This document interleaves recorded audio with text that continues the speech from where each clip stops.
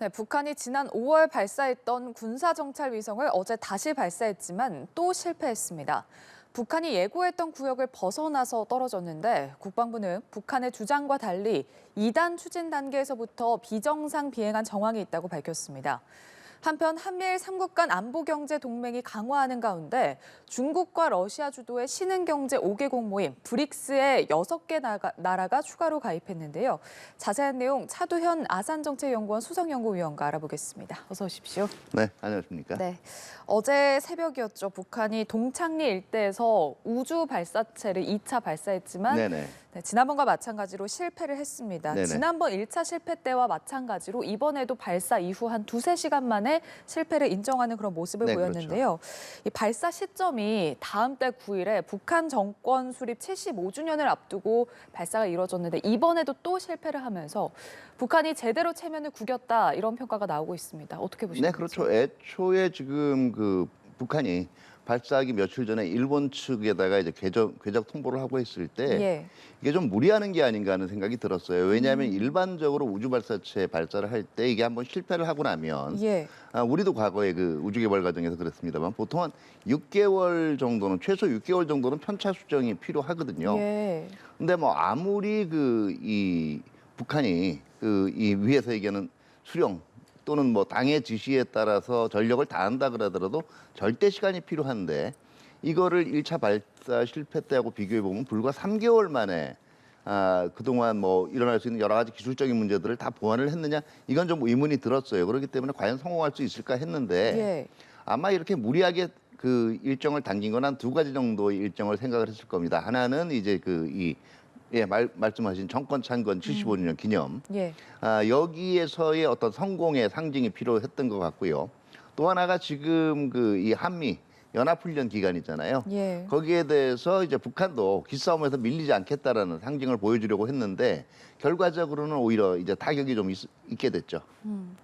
지난 5월 1차 발사 실패 때 북한이 이제 언급했던 부분이 1단 분리 후 2단 추진체 엔진에 문제가 생겨서 실패를 했다 이렇게 네네. 밝혔고 어제 2차 발사에서는 2단 분리는 성공을 했는데 이제 3단 분리 때 비상 폭발 체계에 오류가 생겼다 이렇게 밝혔거든요. 네네. 그러니까 단계별 엔진에는 문제가 없다 이렇게 밝혔는데 그러니까 일단 북한 측 발표만 놓고 봤을 땐 1차 때 문제가 됐던 엔진 문제들이 지금 이번 발사에서는 모두 정상 작동했다. 좀 이렇게 해석을 할 수 있을 것 같습니다만 오늘 이종석 국방부 장관이 발표한 거에 따르면 북한 주장과 달리 2단부터 문제가 있었던 정황이 있다 이렇게 밝혔거든요. 네, 그렇죠. 그러니까 지금 실질적으로 이 북한 스스로 공언했던 예. 그 낙하 지점들로부터는 다 낙하 지점 밖에 지금 일단 벗어났죠. 떨어졌어요. 예. 그리고 이 단분리는 가까스로 된 것 같습니다만은 2단 분리 이후에 상당한 비정상적인 비행을 보인 걸로 봐서는 그게 지금 2단도 불완전한 게 아니냐 하는 게 이제 추정을 해볼 수가 있고요. 예. 북한에서는 이게 이 비상폭발 체계 오류가 났다라는 걸 굉장히 지금 사소한 고장이 문제인 것처럼 얘기를 하는데 예. 비상폭발 체계 오류가 났다라는 게 제가 보기에는 통신이나 전자장치 자체에 이상이 있다라는 거예요. 그렇게 보면 오히려 뭐 지난번 실패 같은 경우에는 지금 엔진만 좀 문제가 있지 않느냐 이렇게 추정이 되는데 이게 그 위에 나머지 통신 장치나 아니면은 전기 전자계통까지 문제가 있다면 예. 이거는 오류 수정하고 지금 10월로 예정돼 있거든요. 10월에 과연 3차 발사했을 때 성공할 수 있을까의 의문이 들지만 저는 10월에는 어쨌든 성공했다고 발표하지 않을까 싶어요. 어쨌든 성공했다. 예. 말씀하셨지만 편차 수정에 최소 6개월 정도 걸린다라고 했는데 네네. 지금 10월이면 굉장히 이른 거 아닙니까? 그렇죠. 그러니까 사실상은 제대로 된 정찰 위성을 올릴 수는 없는 기간이죠. 예. 그런데 이게 3번을 실패를 했다라고 얘기하면 결과적으로는 지금 북한이 당장은 내부 매체에는 공개를 하고 있지 않지만 예. 이 북한 지도층도 이제 완전히 정보를 차단하는 것은 불가능하다는 걸 알아요. 결국은 그러기 때문에 좀 시간이 지나면 사실상 이 정보를 시인하고 공개를 하는데 예. 지금 이게 결국 알려지면 뭐 그동안 북한이 얘기해 온 것들이 경제와 이제 국방력 병진을 하면서 하겠다라고 공언을 했는데 지금 북한 주민들한테 얘기할 수 있는 건 주로 군사력이거든요. 예. 그다음에 과학기술, 군사력과 관련된 이것들인데 이것마저 지금 제대로 건설이 안 됐다는 얘기들은 상당히 동요할 수밖에 없군요. 그러면 예. 논리는 간단합니다. 그다음은 간단합니다. 군사 정찰 위성을 올렸다라고 얘기를 하면서 기존에 올렸던 훨씬 가볍고 예. 그렇기 때문에 이 엔진에도 부담이 없죠. 그냥 단순 신호만 보낼 수 있을 정도의 위성을 올린 다음에 이거 군사 정찰 위성 성공했다 이렇게 발표할 가능성도 충분히 있다라는 거죠. 북한 내 어느 정도 여론을 의식할 수밖에 없겠네요. 네, 그렇죠? 그렇습니다. 예. 이번 2차 발사 자체가 다분히 어떤 기술적인 진전을 노린 거라기보다는 정치적인 동기들이 분명히 있는 거거든요. 그렇기 예. 때문에 이게 또 실패를 했기 때문에 3차는 더더욱 어떤 성공을 기대만. 과학적인 또는 기술적인 어떤 그 발전 여기에 목적을 두기보다는 예. 더더욱 실패하지 않았다, 성공했다 여기에다 중점을 둘 수밖에 없기 때문에 그런 추정도 충분히 가능한 거죠. 예. 지금 북한이 이렇게 정찰 위성을 계속 쏘고 있음에도 불구하고 국제사회에서 할 수 있는 건 좀 많지 않아 보이거든요. 뭐 그렇죠. 이 안보- 예. 문제를 뭐 안보리 결의안 위반이기 때문에 예. 명백하게 이 문제를 안보리로 가져가기는 하겠지만은 결국은 중국이나 러시아가 이 북한에 대한 뭐 제재 격상 결의안은 고사하고 지금 비난 결의안 나오는 것도 지금 막고 있는 현실이거든요. 예. 그렇기 때문에 실질적으로 안보리에서 어떤 북한의 지금 행동을 변화시킬 수 있을 만한 의미 있는 결의가 이루어지기에는 제가 볼 땐 가능성이 좀 낮다고 봅니다. 예. 오늘이 또 북한이 이제 그 김정은 위원장의 아버지 김정일 국방위원장 선군 정치를 기념하는 선군절이어서 혹시 그에 맞춰서 발사했을 가능성에 대해서는 어떻게 보시는지? 저는 그 가능성은 낮다고 봐요. 왜냐하면은 이미 북한이 2010년대 중반부부터 선군 정치의 그림자를 지우는 작업들을 해왔어요. 예. 물론 김정일이 그 선군 정치를 상시하긴 했지만 이미 김정일 집권 후반부 그러니까 김정은으로 이제 권력 계층을 준비하는 기간 동안에 예. 선군 정치의 선군 정치로 빚어진 군의 과도한 정치적 영향력을 견제하려는 움직임을 보였고요. 그리고 철저히 김정은 시대 초반부터 결국 선군 정치라는 거는 당적인 영도 또는 수령의 영도 아래에 있는 것이다라는 걸 항상 이 부각을 해왔기 때문에 예. 이게 선군 정치를 기념하기 위해서 선군 정치 이 발표 시점을 기념하기 위해서 발사를 했다. 저는 이거는 설득력이 좀 낮다라고 봅니다. 예.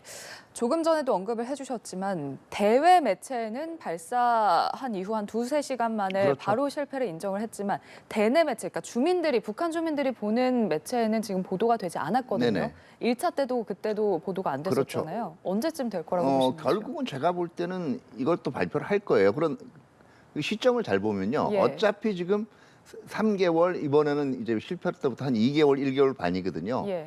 그러니까 이게 빨리 실패를 아마 이런 식으로 이게 실패를 했지만 사소한 거다. 이게 그동안 쌓아온 기술적인 업적은 무시할 수 없는 수준이고 우리는 상당히 과학기술 강국이다. 이거를 얘기한 다음에 예. 아마 한 달도 되지 않은 기간 내에 성공을 포장해서 보여주기 위한 행보라는 걸 생각을 해볼 때 그런 예. 행보를 고려해 볼 때는 지금 9월쯤은 이거 어차피 또 공개하지 않을까 싶습니다. 정보는. 실패를 공개해도 굉장히 좀 사소한 이유 때문에 실패했다. 그렇죠. 뭐이 그리고 정도로. 곧바로 성공하는 예. 걸 보여주면 되니까요. 그렇군요. 알겠습니다. 자, 한편 북한의 강순남 국방상이 담화를 통해서 한미일 정상회의를 비판을 했습니다. 네네. 아시아판 나토라고 규정을 하면서 네. 반 러시아, 반 중국 포위환을 구축하려는 미국의 흉책이다 이렇게 네네. 비난을 했거든요. 러시아와 중국을 좀 등장을 시켰습니다. 좀 연대를 부각하려는 의도가 그렇죠. 아니었을까 싶은데 네. 어떻게 보십니까? 용어 자체가 이게 이미 북한이 쓰고 있는 용어 자체가 예. 중국이나 러시아가 지금 이 한미일 공조나 협력 체제를 비난할 때 쓰는 용어하고 상당히 지금 유사합니다. 예. 그리고 이미 김정은이 작년부터 지금 국제 정세를 신냉전이라고 얘기를 했고요.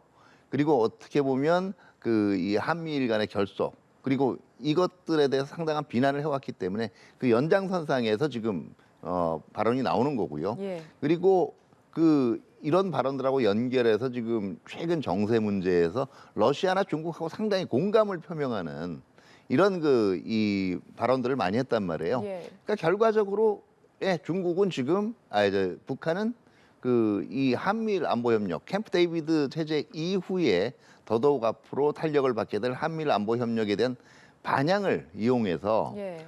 중국과 러시아를 더욱 그 이 자기의 후원 그룹으로 끌어들이는 그런 앞으로 책략을 강화해 나갈 걸로 생각이 됩니다. 예.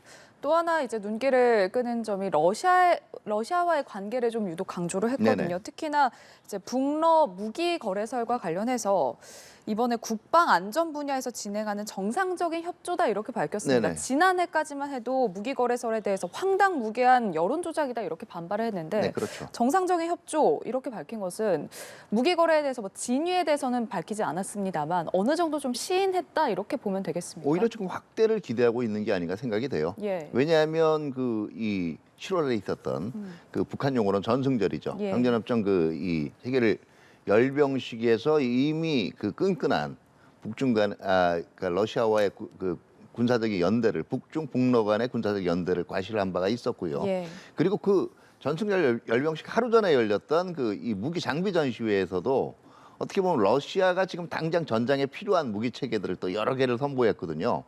아마 북한 입장에서 이런 걸 거예요. 안보리 결의안상 금지돼 있지만 이제는 네. 러시아가 여기 꺼리낌이 없이 그냥 철도 수송이든 뭐든 통해서 그 북한산 장비나 무기 사가라는 거죠. 예. 그리고 그에 상응하는 어떤 그 이 에너지 지원이라든가 아니면 군사 기술 지원 같은 걸 해줬으면 좋겠다라는 의지를 아주 이제 더 적극적으로 내비치게 하겠다고 볼 수가 있습니다. 예. 또 그리고 담화에서 러시아 관계와 관련해서 공동의 원수를 반대하는 정의의 싸움에서 러시아와의 예. 전투적 우위와 단결을 100배 나가겠다 이렇게 밝혔습니다.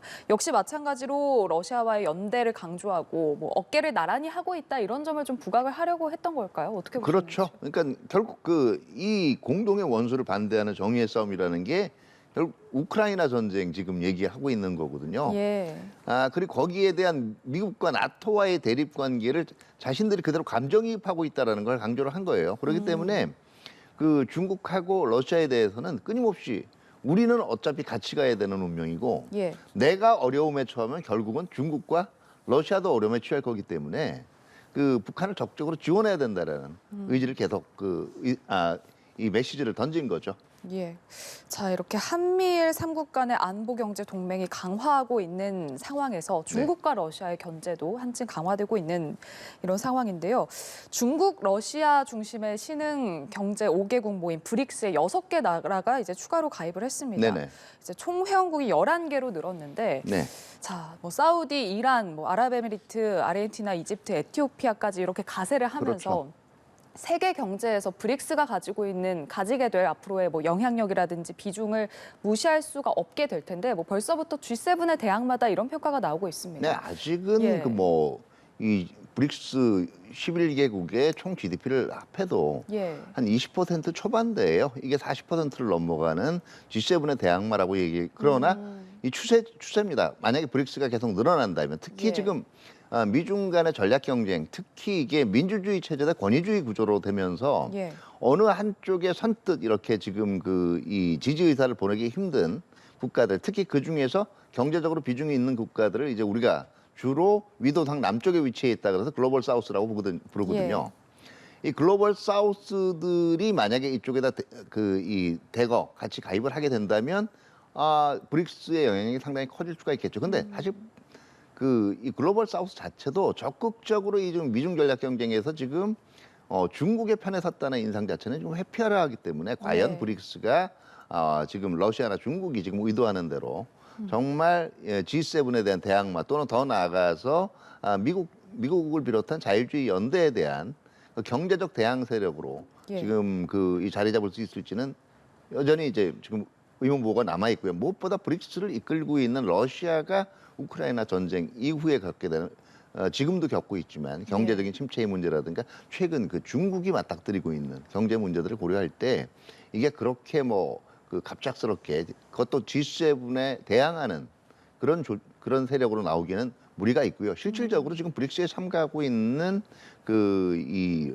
브라질이라든가 인도 같은 국가들은 또 그런 대결 구도가 형성되는 것 자체 인상을 극력 회피하려고 하고 있거든요. 예. 말씀하신 것처럼 뭐 G7의 대항마거나 혹은 반서방 블록을 구축하는 게 아니다라는 입장을 뭐 브라질이나 인도, 남아공이 좀 그렇죠. 표하기도 했습니다.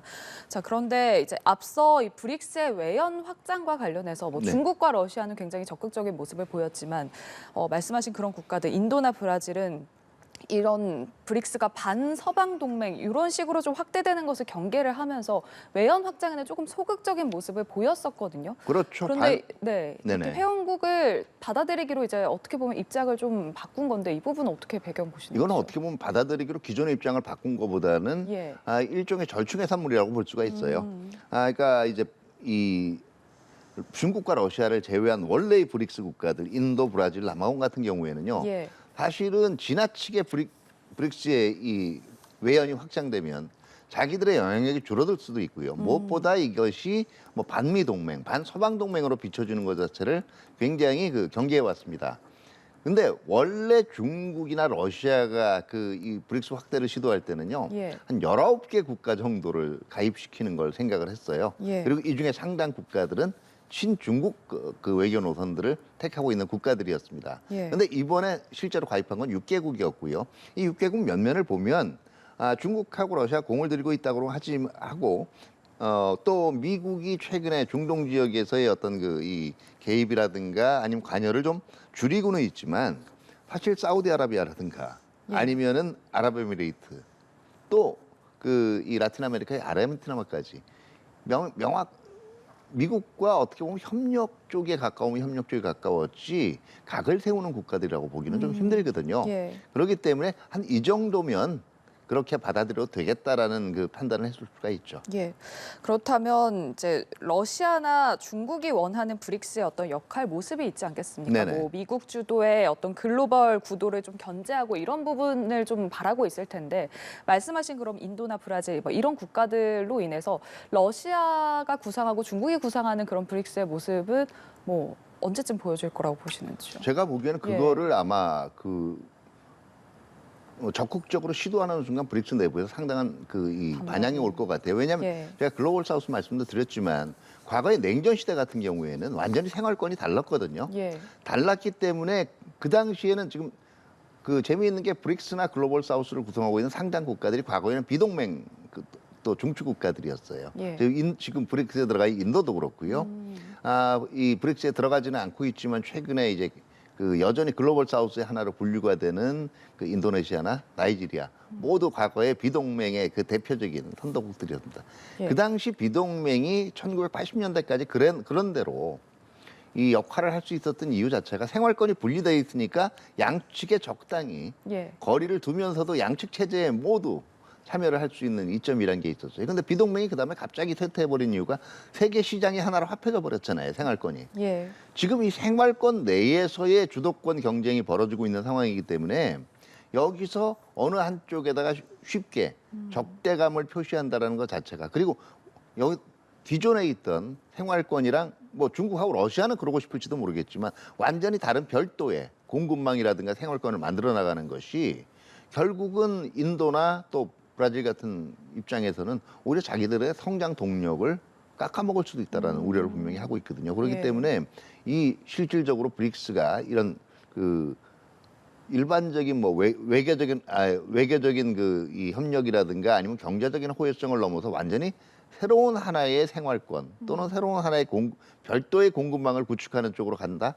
이거는 제가 볼 때는 쉽게 합의 보기가 쉽지 않을 것 같아요. 무엇보다도 인도하고 이 브라질 같은 경우에는 그런 결심을 했을 경우 예. 지금 공급망 경쟁의 핵심 중에 하나가 뭐 AI라든가 반도체라든가 미래의 먹거리들이고 미래의 성장 동력들이거든요. 여기서 소외될 수 있다는 우려도 상당 부분 가질 수밖에 없죠. 알겠습니다. 브릭스 외연 확장 이야기까지 나눠봤습니다. 차두현 아산정책연구원 수석연구위원과 함께했습니다. 오늘 말씀 고맙습니다. 네, 감사합니다.